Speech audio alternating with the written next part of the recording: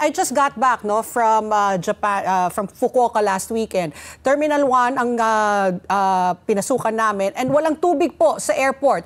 I'm just wondering po kung... Ayun yung time na nagkaabusan ng tubig, truck ng bombero. Sabi nga namin, welcome back to Manila. Alam natin, nasa Pilipinas ulit tayo. Titanungin ko lang po yung sitwasyon po dyan sa Terminal 1, kung may tubig na po. Pat, wala pa rin.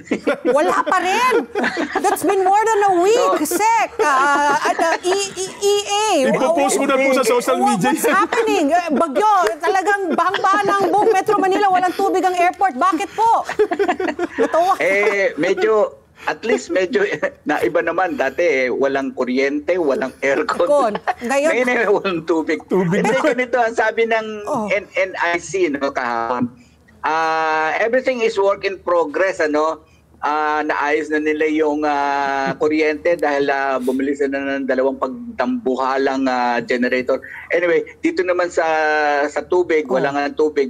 Nagdadala nga, sabi nga, nagdadala sila ng mineral water doon sa loob ng mga CR para kung gustong maghugas ng mga pasahero. Anyway, ang sabi ng NNIC, ang kainaman ng NNIC is a subsidiary, is a company under San Miguel, ay tumutulong ang ibang mga subsidiary ng San Miguel para kung ganyang may mga problema sa kaya ang San Miguel Laban papadala ng mga truck ng mga tubig dyan sa airport. Let's get together, Sunnet 25, Sunnet 25.